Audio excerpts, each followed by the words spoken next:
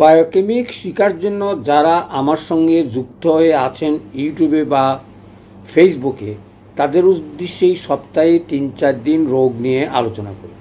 প্রতিটা রোগ এবং প্রতিটা অঙ্গের উপরে ভিত্তি করে আমি আলোচনা করি এবং লাংসের উপরে আমি আজকে 22তম রোগ, নাম হচ্ছে পুরাতন শ্বাসনালীর প্রদাহ অথবা ক্রনিক ব্রঙ্কাইটিস। তাইলে বুঝতে পাচ্ছেন যে ওষুধটা কত কঠিন এবং এটা অনেকেরই হয়ে থাকে। সেটা নিয়ে আজকের এই আলোচনা। প্রথমে আসি, এটা কাকে বলে। প্রথম কথা যদি আমি বলি, শ্বাসনালীর অভ্যন্তরে শ্লেষিক ঝিল্লির প্রদাহ, অর্থাৎ কফ কাশি যদি বাড়ে, আবার সেখানে যদি শ্লেষা জমে, সেগুলো যদি বাড়ে, তাইলে এই রোগের সৃষ্টি হয়। আর হচ্ছে পেশিসমূহের প্রদাহ, এটা হচ্ছে মেইন কারণ। এটাকেই বলা হয় ক্রনিক ব্রঙ্কাইটিস। তাহলে চলে আসি, এই রোগটা সচরাচর কী কারণে হয়ে থাকে। জেনারেলি আমি বলবো, সিগারেটের অভ্যাস, তামাক অথবা তামাক জাতীয় কোনো জিনিস যদি মানুষ খেয়ে থাকে অথবা পান করে থাকে, তাহলেই এই রোগ সবচেয়ে বেশি হয়। বৃদ্ধ বয়সেই এই রোগ ঘটে, অর্থাৎ তরুণ বয়সে অনেক সময় দেখা যায় না। 40 বা 50 উপরে বয়সে এটা সৃষ্টি হয় এবং ভুক্তভোগী হয়। কী হয়, শীতকালেই সবচেয়ে বেশি কষ্ট পায় এবং সকালবেলা এবং রাত্রে। কিন্তু গরমকালে অনেক সময় এই রোগের আর কোনো প্রাদুর্ভাব থাকে না, কারণ শীতেই এই রোগের মেইন কারণ। তারপরে ঠান্ডা লাগতে পারে, অর্থাৎ অতিরিক্ত ঠান্ডা শীতকালেই হয়। শীতকালেই এই রোগটা বৃদ্ধদের মধ্যে সবচেয়ে বেশি দেখা যায়, যাদের বয়স 50 বা ঊর্ধ্বে অথবা 40-এর উপরে। তারপরে কী কারণ হতে পারে, ধুলাবালি, বাষ্পায়ন, অর্থাৎ বায়ু যদি কোনো কারণে দূষিত হয় অথবা বদ্ধ থাকে অথবা বায়ু চলাচলের যদি কোনো ঘরে না ঘটে, তাহলেই হয়ে থাকে। তারপরে আর কী হয়ে থাকে, কারণ হচ্ছে তরুণ পীড়ার পর অথবা কম বয়সে এই রোগ হলে সচরাচর তাড়াতাড়ি ভালো হয়ে যায়, কোনো রকমের এফেক্ট দেখা যায় না। তখন আমরা বলি তরুণ ক্রনিক অ্যাকুয়েট ব্রঙ্কাইটিস। কিন্তু ক্রনিক ব্রঙ্কাইটিস সহজেই ভালো হয় না। চলে আসি, সচরাচর বাত যাদের হয় এবং বাতের কারণে যদি বাতগ্রস্ত রোগী দীর্ঘদিন ভুগে থাকে, তাহলে এই রোগ হতে পারে। তার সঙ্গে এমফিসিমা। আর হার্টের যদি কোনো রকমের ট্রাবলস থাকে, হার্টের যদি কোনো রকমের রোগ থাকে, তাহলেই এই রোগ হয়ে থাকে। সচরাচর হার্টের সঙ্গে লাংসের যোগাযোগ বেশি গতিকেই এই হার্টের যে কোনো রোগের সঙ্গেই এই রোগ ঘটতে পারে। তারপরে ক্ষয়প্রাপ্ত টিউবারকুলোসিস বডি, অর্থাৎ পীড়া যদি হয়, অর্থাৎ সেখানে যদি কোনো টিউমার হয় এবং টিউবারকুলোসিস বডি যদি হয়, সেই সকল জায়গায় যদি ফোড়া হয় এবং ফোড়া হয় এবং ক্ষয়প্রাপ্ত হয়ে ক্ষত সৃষ্টি হয়, তাহলেই এই রোগের কারণ হতে পারে। তাহলে চলে আসি, কারণগুলো মোটামুটি বুঝলাম, জানলাম। সবচেয়ে বেশি কারণ হচ্ছে সিগারেট বা তামাক জাতীয় জিনিস খাওয়া এবং দীর্ঘদিন কোনো রোগীর চিকিৎসা না করা এবং কোনো কোনো পীড়ার সঙ্গে সেটা যুক্ত হয়ে আক্রমণটা করে। চলে আসি, তাহলে কী করি চিনব, অর্থাৎ আমাদের লক্ষণের মাধ্যমে এটাকে আমরা বুঝতে হবে। যদি আমরা ইতিহাস জিজ্ঞাসা করি তরুণ প্রদাহ হয়েছিল কি না, এবং তরুণ প্রদাহ যদি হয়ে থাকে, তাহলে তার বৃদ্ধ বয়সে এ রোগ দেখা দেওয়ার সম্ভাবনা সবচেয়ে বেশি। দ্বিতীয় সিমটম বা লক্ষণ কি, স্টার্ম, যেটা আমরা বুকের অস্থির শেষে, অর্থাৎ আমাদের পেটের উপরে একেবারে যেখানে বুকের হাড়, সেখানেই যদি সামান্য ব্যথা হয় এবং বক্ষর সংকোচন হয়, অর্থাৎ চাপা চাপা বোধ হয়, তাইলে আমরা বুঝে নেব এটা ক্রনিক ব্রঙ্কাইটিস। তাহলে বুঝতে পারছ কি ঘটনা ঘটলে আমরা বুঝবো। আর কাশি শুষ্ক, উঠতে চায় না এবং মাঝে মাঝে উঠলেও সেটা খুব কষ্টকর হয়ে পড়ে।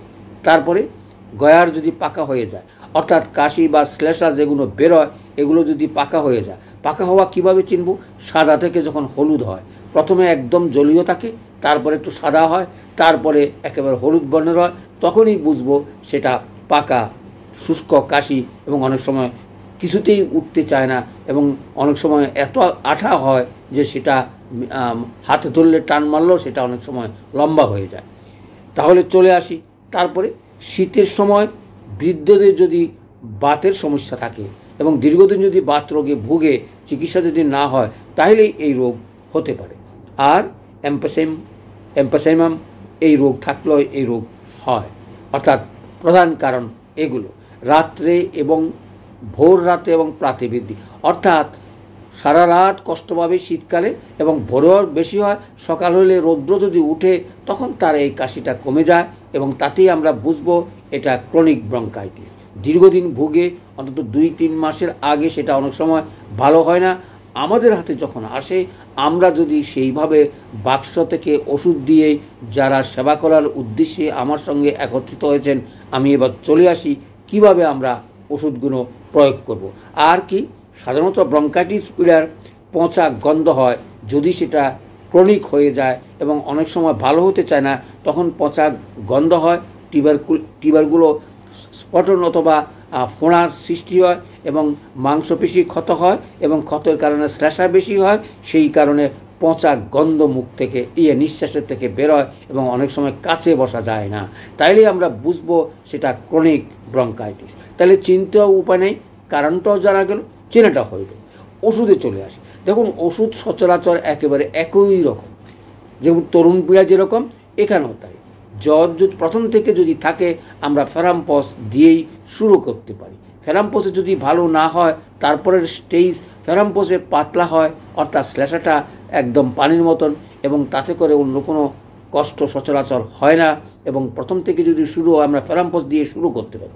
তারপর যদি কফটা গাঢ় হয়ে জিহ্বাটা অপরিষ্কার হয় এবং সেখান থেকে যদি সাদা কফ বেরোতে থাকে তখন আমরা কেলিমিউর যোগ করে দিতে পারি।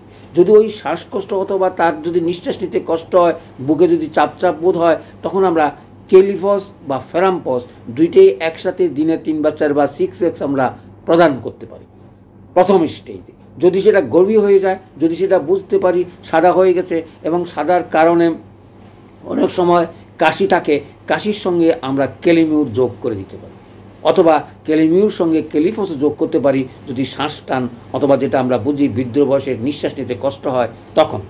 আর বর্ণের যদি পরিবর্তন হয়, অর্থাৎ অন্য কোনো বর্ণ বা দীর্ঘদিন যদি একটু ভোগে, তাহলে আমরা ন্যাট্রামিউ যোগ করতে পারি। তাহলে স্টেপ বাই স্টেপ আমরা এগিয়ে যাওয়ার চেষ্টা করি। সচরাচর জ্বর যদি থাকে তাহলে ন্যাট্রামসাল্ফ যোগ করতে হবে এবং ন্যাট্রামসাল্ফ এই যে ক্রনিক ব্রঙ্কাইটিসের উপরে যথেষ্ট তার ক্রিয়া আছে এবং অর্থাৎ ভালো হয়। পাওয়ারগুলো সেম। আমরা যারা সচরাচর পারিবারিক চিকিৎসা সেবা দেওয়ার জন্য আমরা একত্রিত হয়েছি, আমরা কোনোদিন কোনো ওষুধের হাই পাওয়ার ব্যবহার করবেন না। চলে আসি তারপরের ওষুধটা। অনেক সময় কেলিমিউরের মালিশ ব্যবহার করা যায়। মালিশটা সচরাচর তেলের সঙ্গে মিশিয়ে অথবা পুরাতন ঘির সঙ্গে মিশিয়ে কেলিমিউর যদি বুকে মালিশ করা হয় তাইলেও অনেক সময় ভালো কাজ করে। তাহলে চলে আসি তার সঙ্গে যদি মনে করি যে ক্যালসিয়ামের অভাব আছে, অর্থাৎ বৃদ্ধ বয়সে সচরাচর এটা 6x দিনে 2 বার করে খাওয়া প্রত্যেকটা বৃদ্ধেরই উচিত। উপকার হোক না হোক, ক্যালসিয়ামের অভাব থাকুক আর না থাকুক, এটা না দিলেই অনেক সময় আমরা বৃদ্ধ বয়সে আমাদের সব কিছু কভার করাটা অনেকটা কষ্ট হয়ে পড়ে। চলে আসি তারপরে যে ওষুধটা, সেটা হচ্ছে সবচেয়ে বেশি ব্যবহার করতে একটু হুঁশিয়ার, কিন্তু যদি ক্রনিক হয়ে যায়, দীর্ঘদিন ভোগে 2-3 মাস বা প্রতি বছর আসলে সে কষ্ট পায়, তাইলে স্যালিসিয়া 6x যারা পারিবারিকভাবে সেবা করতে চান তারা এটা প্রয়োগ করবেন। তাহলে রোগগুলো আমরা স্টেপভাবে ওষুধগুলো আমরা আরেকবার বলে যাচ্ছি মনে রাখার সুবিধার্থে। ফেরাম্পস, কেলিফস, কেলিমিউর, কেলিফস, তারপরে যদি যোগ করতে পারি ন্যাট্রামিউর যদি কোনো লক্ষণ ন্যাট্রামিউরের মতন থাকে অথবা দীর্ঘদিন ভুগে। তারপরে কি কেলিসাল্ফ অনেক সময় আমরা ব্যবহার করতে পারি যদি কক কাশির প্রচুর গন্ধ থাকে। ন্যাট্রামসাল্ফ সচরাচর জ্বর থাকলে, জ্বরটা কখন আসে?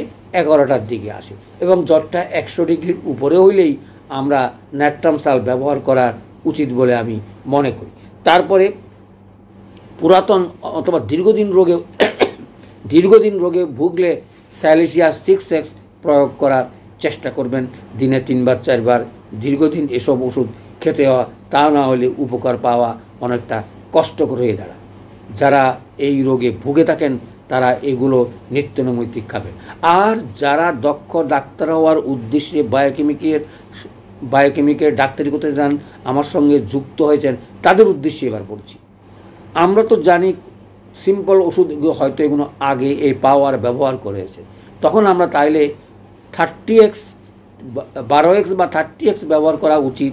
যে সকল পাওয়ারগুলো বললাম, যেমন নেট্রামিউর, কেলিমিউর, ক্যালকেরিয়া ফস অথবা সাইলিশিয়া, এগুলো যারা ডাক্তারির অভিজ্ঞতা নিয়ে ডাক্তারি করতে চান তাদের উদ্দেশ্যে বলছি। কিন্তু যারা সচরাচর পারিবারিক চিকিৎসা করবেন তাদের পাওয়ার না দেওয়াই ভালো।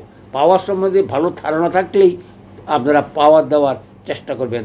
অথবা কখনও 6x বা 12x নিত্য খাওয়ার ওষুধ নয়, নিত্য খাওয়ার ওষুধ 6x, কিন্তু পাওয়ার কখনও বেশি খাওয়া যাবে না। যেটুকু প্রয়োজন সেটুকুই প্রয়োগ করা উচিত বলে আজকের এই আলোচনা শেষ করছি। অর্থাৎ ক্রনিক ব্রঙ্কাইটিসের কারো যদি হয়ে থাকে আর চিকিৎসা করতে আমাদের কোনো বাধা নাই। তাহলে চলে আসি আজকের এই অনুষ্ঠান শেষ করার আগে আমার অনুরোধ থাকবে, ডাক্তার শঙ্কর স্যার ইউটিউব এবং ফেস